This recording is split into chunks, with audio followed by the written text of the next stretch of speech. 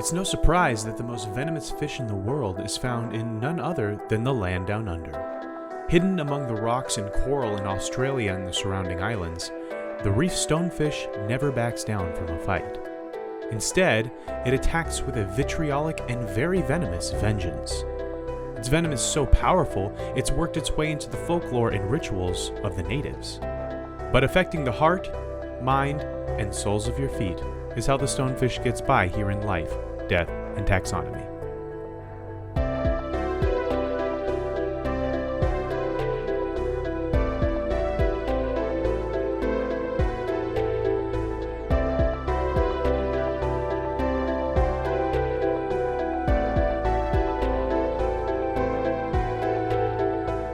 Welcome back to Life, Death, and Taxonomy. It's your 30 minutes of interesting animal information. I'm Joe. And I'm Carlos. Thank you to Cassie for the creation of our theme song. To hear more of Cassie's music, please search Cassie Michelle on YouTube or Spotify. And thank you to Johanna for the creation of this week's artwork. To check that out, you can follow us on Facebook or Twitter at LD Taxonomy, or visit us at our home on the web at ldtaxonomy.com. And a very special thank you to our patrons, to Tristan Taylor, Jesse Raspolich, Carol Raspolich, and Richard Kaspar. Thank you so much for your support. It's greatly appreciated. Thanks for helping us keep the lights on. And today we're talking about a stone at the bottom of the sea. Definitely don't be on that later. Stone on the bump in the log, and the hole in the bottom of the sea. Exactly. But yeah, we're talking about a stone you don't want to pick up and throw. The stone fish, you might even say. You want to put a sword in this stone. Or it'll put a sword Even in then, you. it's still dangerous. But yeah. What else is it called? Oh, this is the reef stonefish in particular. Because this is superlative. This is the best in class. But we're gonna call it here the butterfins, because fins are okay. The rest of it's super ugly. We're gonna call it bootstrap bill because it's part of the crew, part of the ship. And we're gonna call it spooky spiky scalefish. Spooky spiky scalefish. I like the remix of that song a lot. And then coral. Bibby was like, is Johanna done with the artwork? Because it would be really funny if she just took a picture of Rick Grimes going coral, and then it's just the stonefish in the wall, just looking away from him. She's not done with that artwork, but yeah, I don't think she'll do that. Can we commission special art? Special meme art? Isn't butterfin the opposite of what you mean? Did you say the fins were nice looking, but everything else is not? Oh yeah, I guess it's the opposite. Yeah, I threw that one in there at the end. We can throw that one. I do have three. Yes. Okay. Do you want to know what science calls this thing? I would like to hear a science. Well, it's in the kingdom you know, love, and are in the kingdom Animalia. It's in the phylum Chordata. It's in the class Actinopterygii. It's fish with bones. That's the one word that I'm always surprised that I can spell first try. That is hard. It's got two I's in a row at a certain point. And It's Actinopterygii. There's a Y before the G. But yeah, I don't know. It flows. It's one of those things that I would if I was in a spelling bee and just that would be the last word, and I'd be vindicated at the end of the movie because I knew that one. Mine would be gamma aminobutyric acid.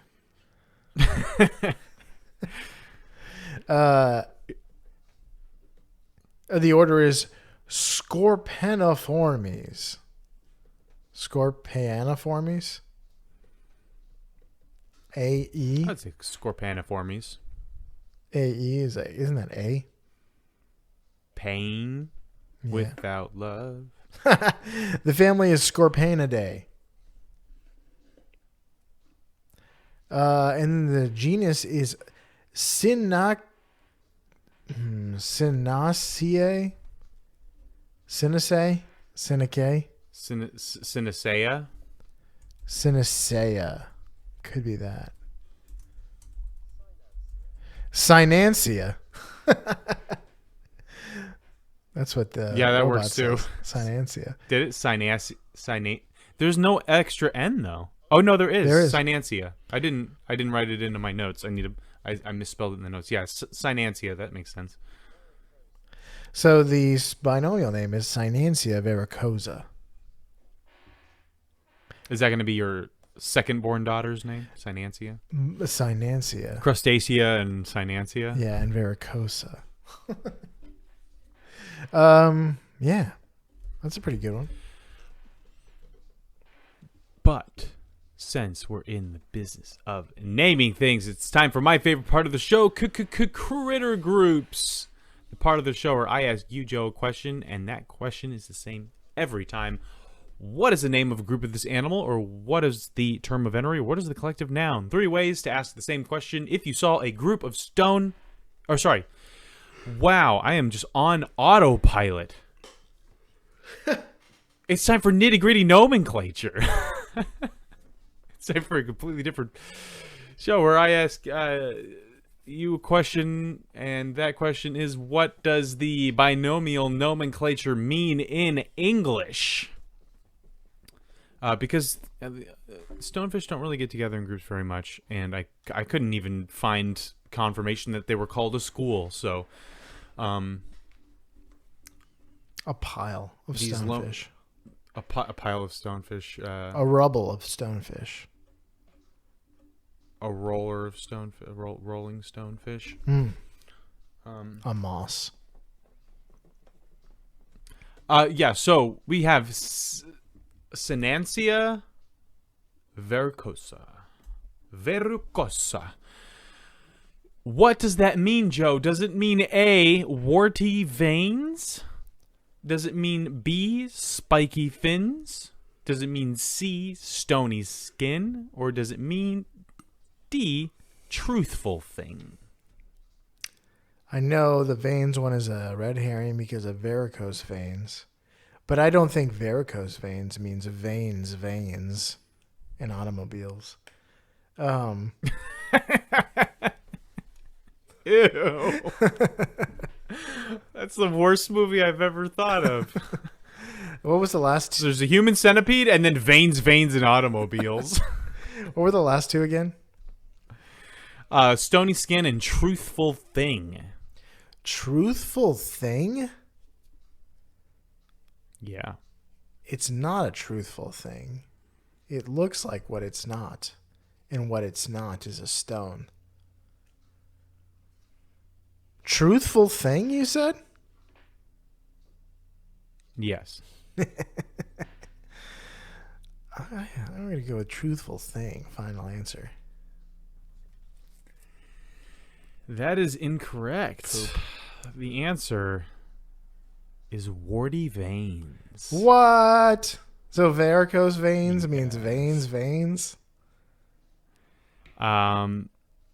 It's because it's Latin or Greek. It's the opposite. So actually, varicosa means covered in warts. And then Gross. Synancia must mean veins. Anyway, I was going to say warty veins. Vein warts sounds like the worst magical school.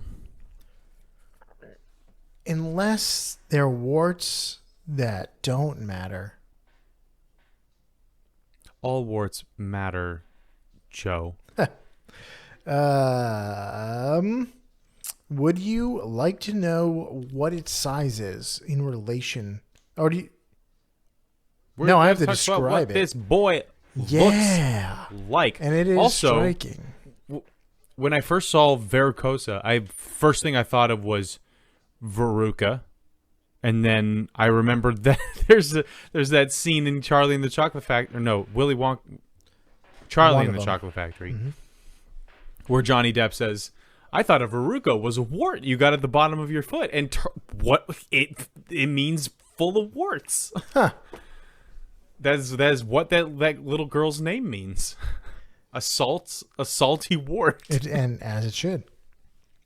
It's very apropos. Okay. Would you like to know what it sounds like?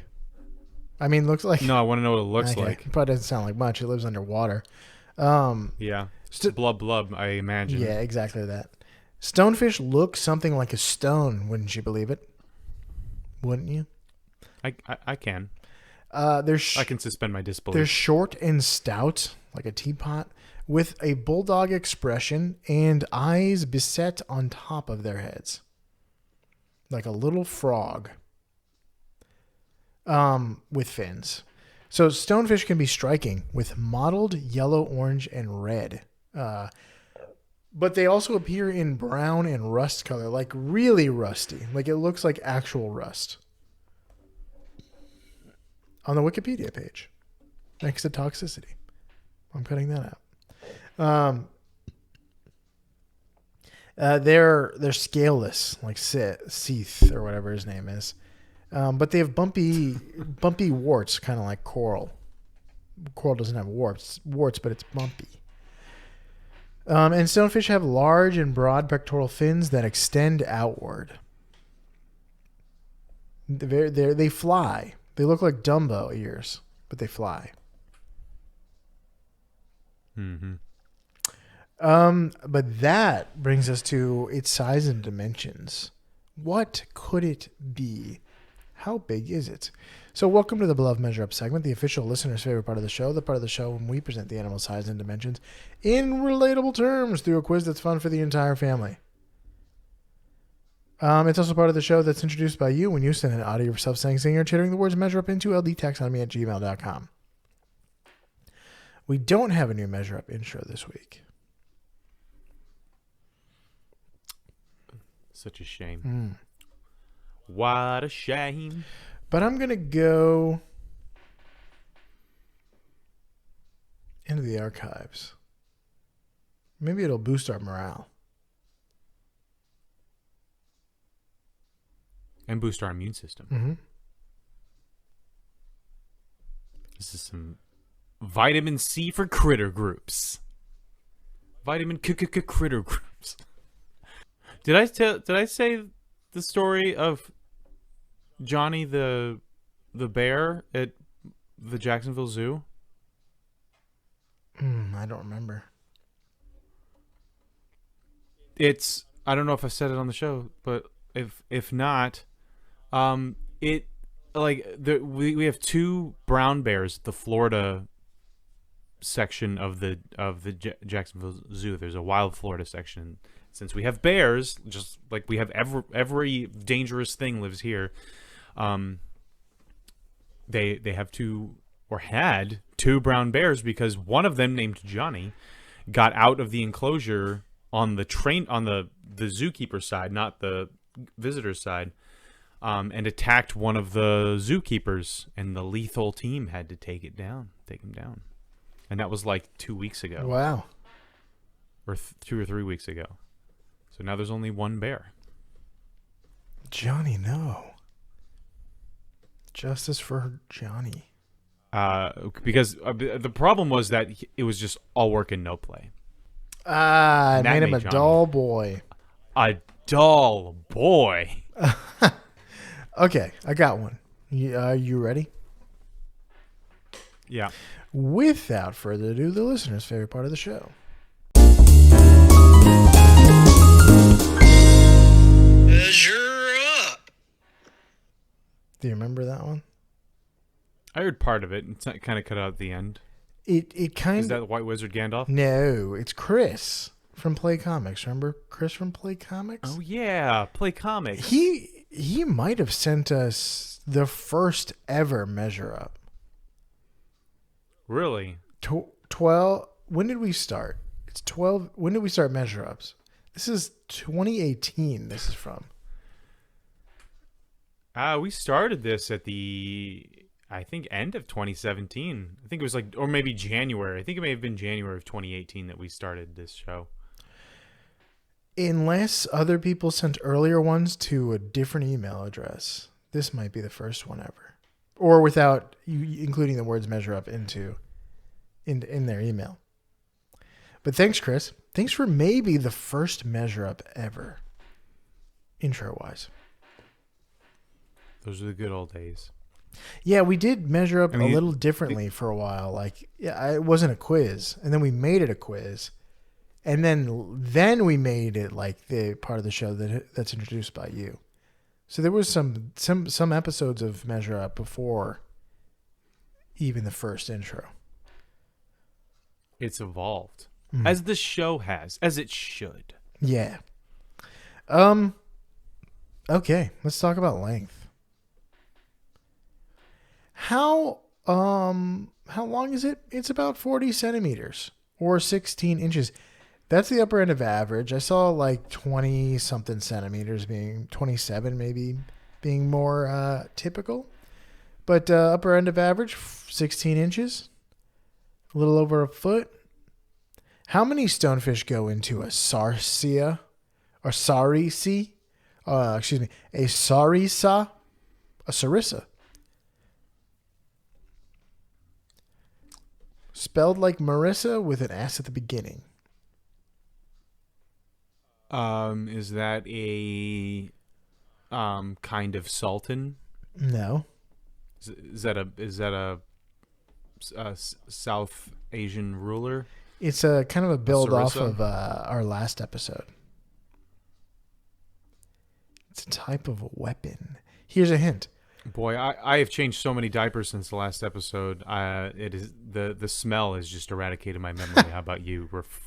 Literally freshen it up, refresh my memory. I haven't changed even a single diaper. So here's a hint. A sarissa. It's who do you look like? Sarissa. Who's that? Me. Something. It's a TikTok. Here's a hint. A sarissa is a pike, excuse me, that was first introduced by Philip II of Macedonia in the 300s BC. It was an important introduction to the phalanx formation that was used in Macedonia.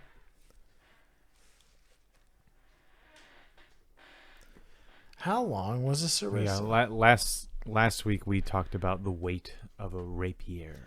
And a claymore, more specifically. Oh yeah, with claymore was the answer. The length of a sarissa used in pike formations. In phalanx formations, it is a pike. Formations. Not the fish. It is a pike or a cousin of the pike. Yeah.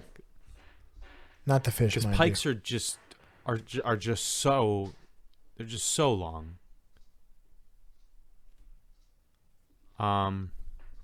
Wow, I'd say a pike is probably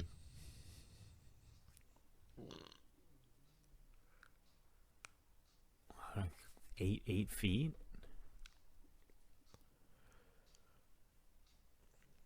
Maybe even longer. But I'm gonna go with 8 feet. So I'm gonna say 6. 6 stonefish. 6 stone. Final answer? Not in weight, but in length. Yes. The correct answer is 15 stonefish. What? The sarissa was 20 feet long. Oh boy! 6 yeah, meters. I knew they were long. I didn't think they were that long. That's quite long. I guess if you're trying to skewer horses, you want that to happen as far away from you as possible. True. If you're making a horse kebab, I can't imagine like picking something like that up at one end and expecting it to just do whatever you want it to do on the other end, 20 feet away. I'm sure you're not getting the full length out of it. That's for sure. You're somewhere closer to the middle.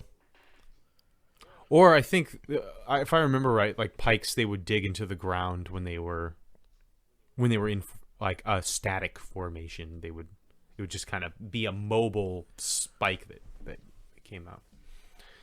But hey, when the Rohirrim are charging down the hill to Helm's Deep, you got to have something to stab those horses with. Yeah. If you don't have anything to stab horses with, what are you doing in battle? Not stabbing horses. Yeah, it's too true. Too true these days. That's like half the battle. Stabbing horses is half the battle. The other half is stabbing people. Once you've stabbed all the horses, like most of the hard work is done. Yeah. I would say.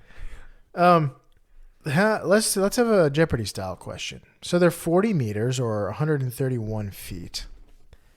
How many Oops. Wait. 1 second. I forgot to make this a Jeopardy style question. So around 136 stonefish, living depths. Sorry. I'm telling you the depth that they live at. 40 meters, 131 feet.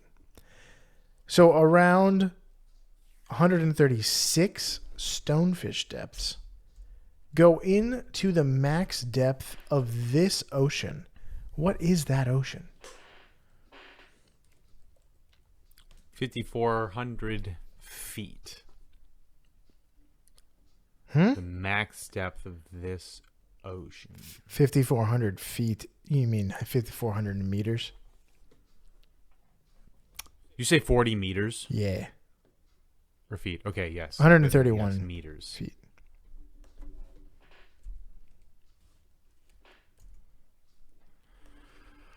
Well, it's probably, there aren't that many oceans to choose from, so it's probably either the Arctic or the Indian. And I will go with the Indian Ocean since it's more related to the animal at hand.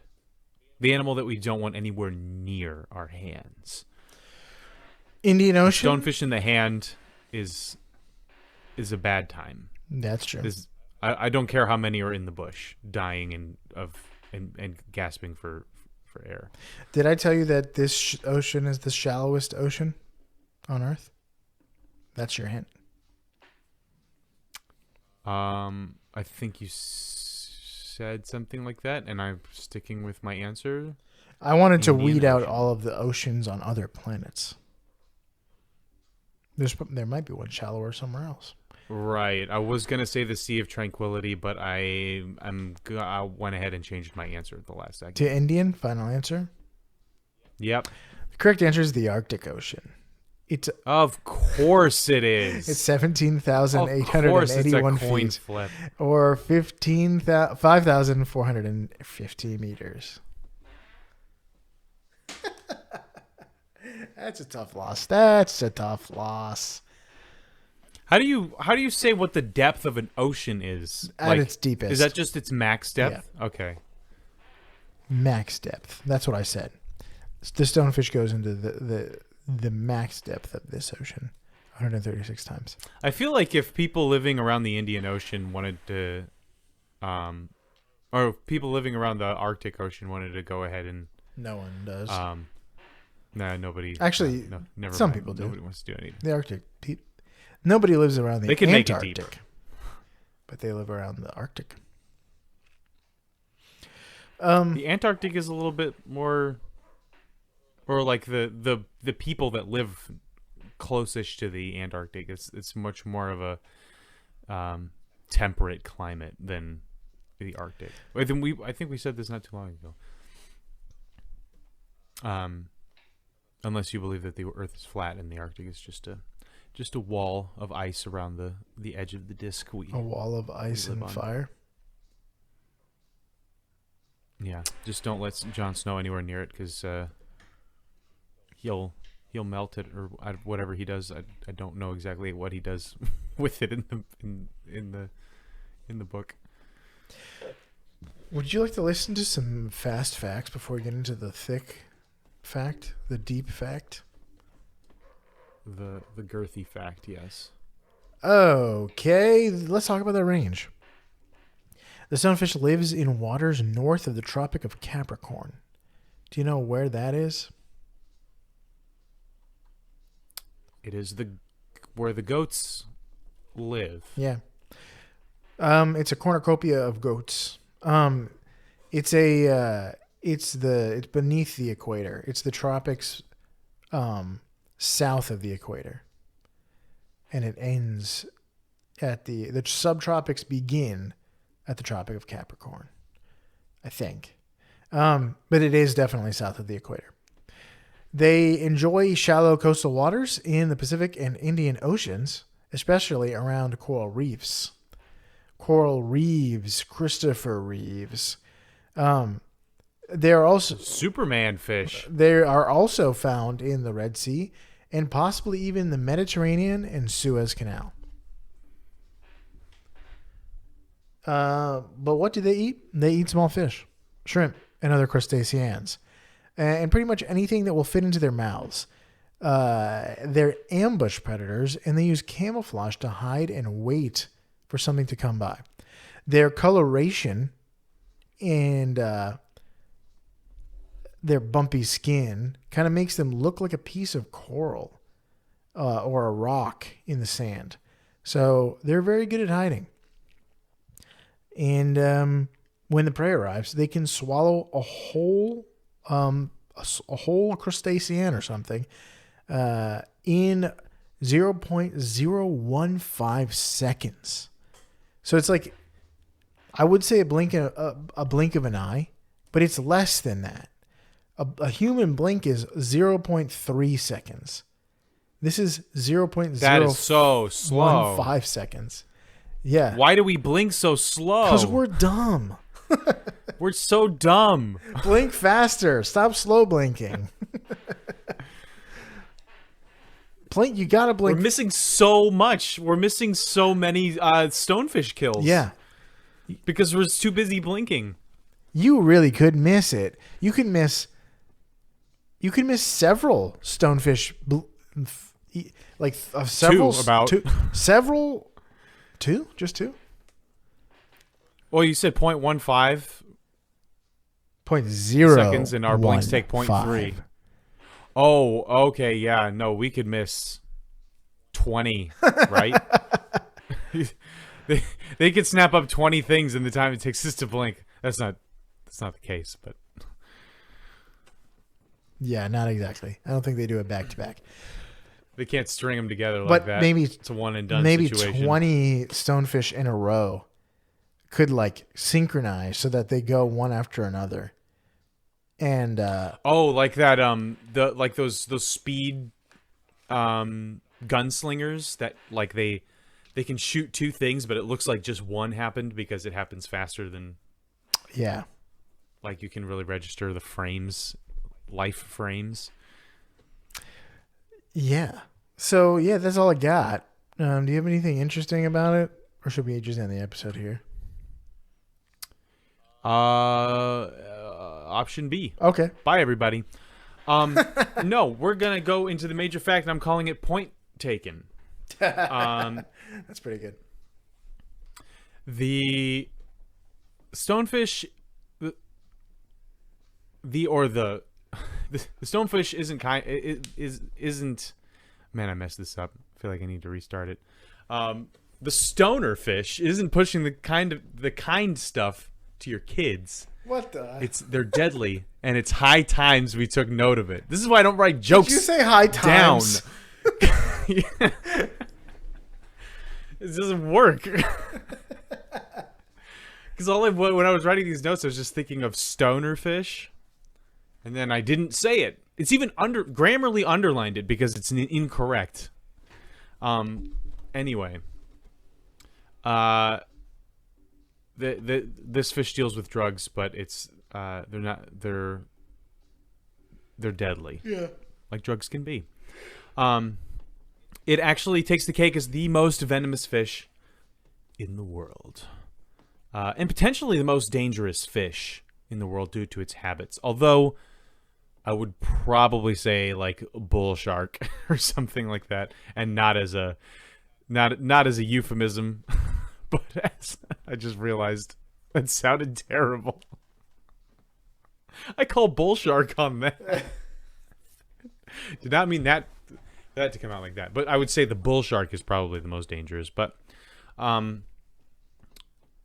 the way that the stonefish works is that it doesn't swim away when it's threatened. It does all this camouflaging into the rocks, into the coral and the sand and all that stuff.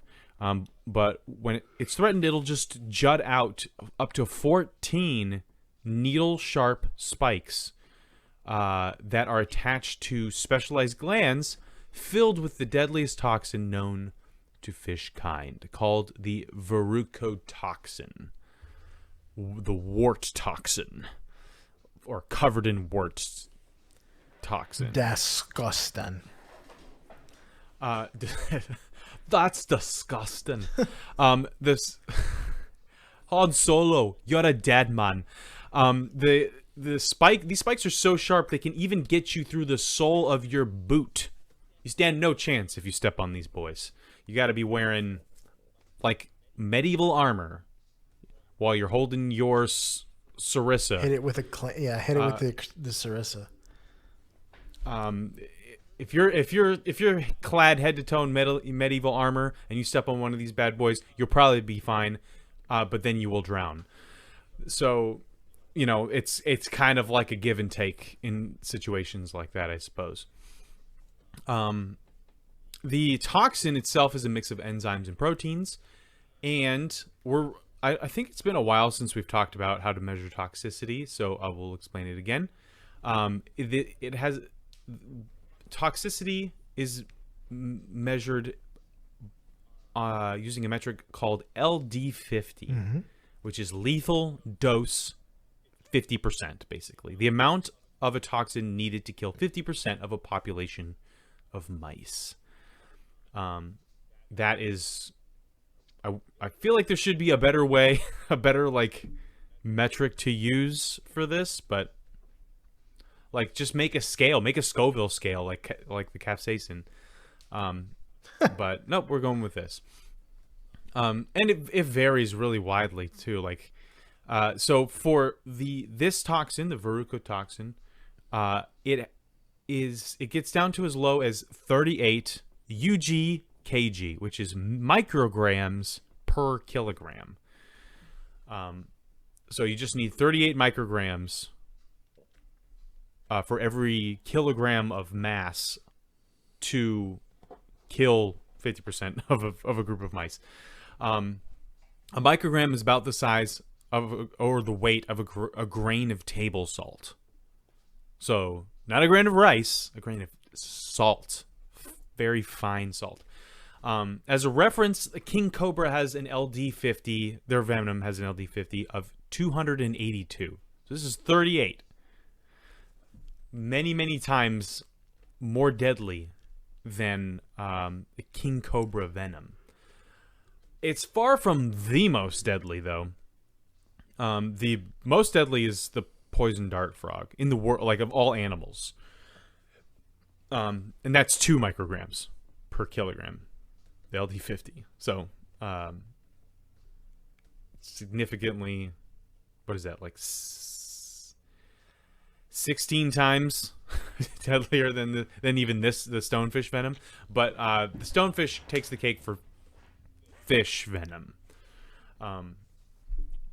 And getting a subscription to Veritoxin gets you the following benefits: intense localized pain, paralysis, tissue destruction, shock, and potentially death if it's not treated soon. You have a couple of hours. A large dose. Yeah, if you get like I said, if you get the the verrucotoxin plus premium essentials pack. Yeah.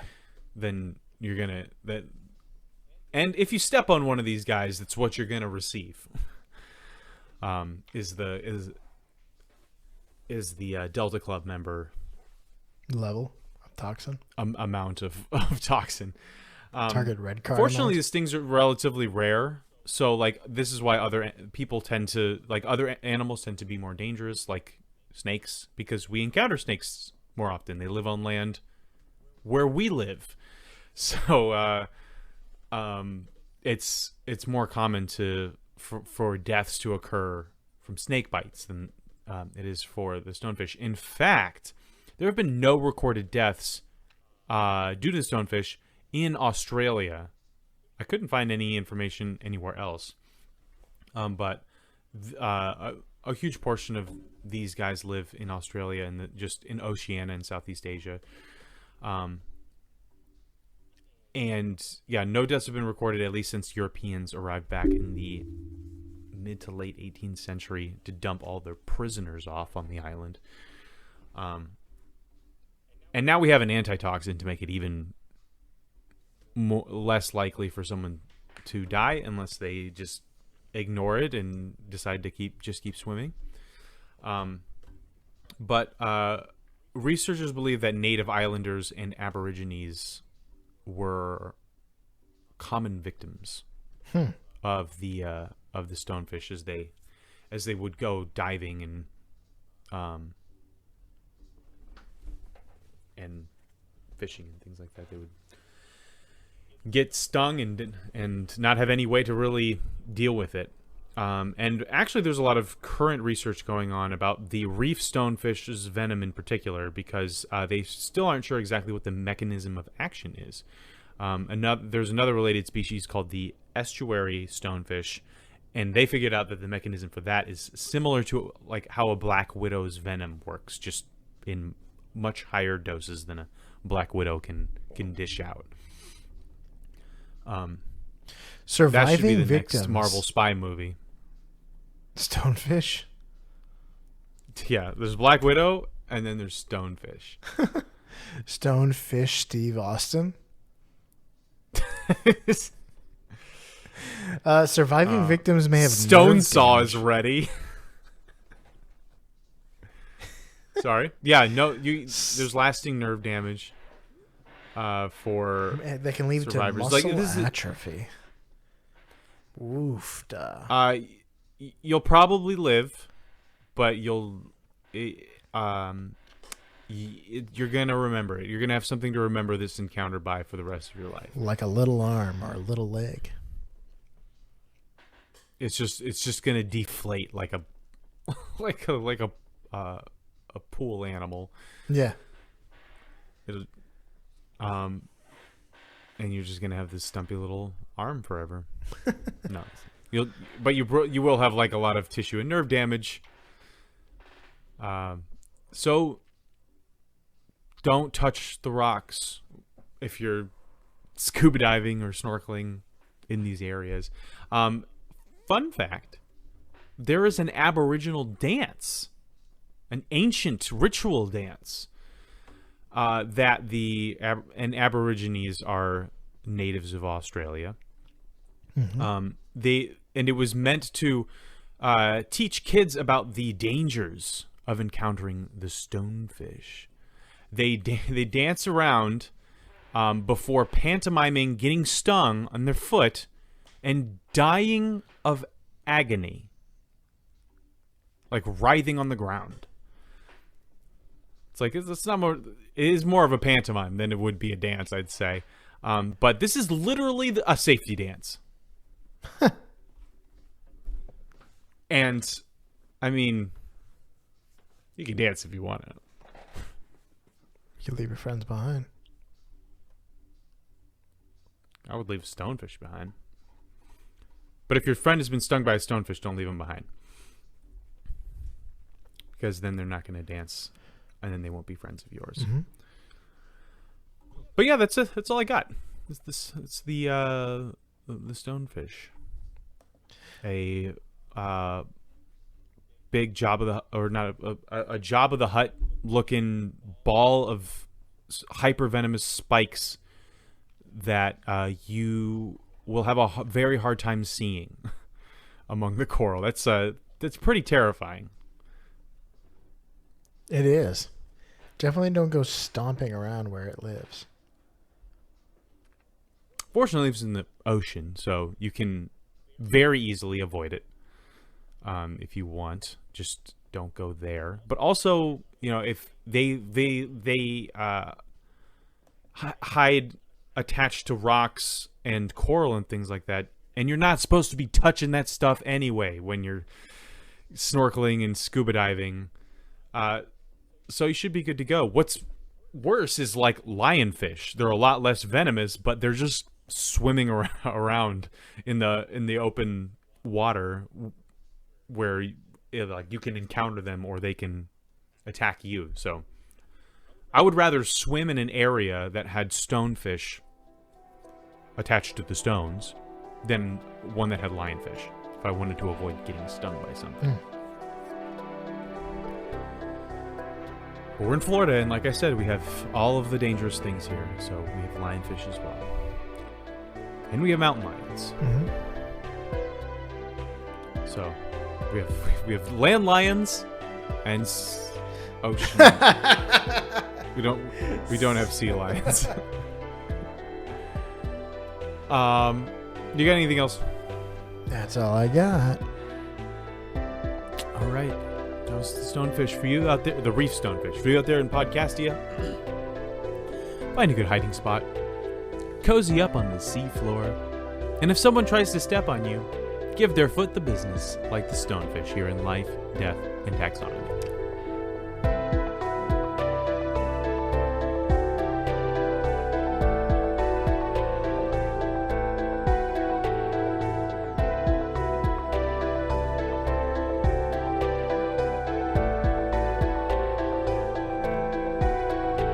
Hey Taxonomy Titans, I just want to remind you that we now have a Patreon. Patrons can see full video episodes and get shoutouts on the show.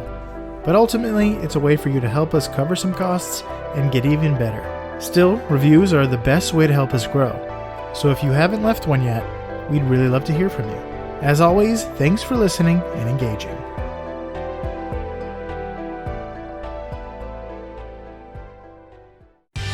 Life, Death, and Taxonomy is my favorite in the world podcast.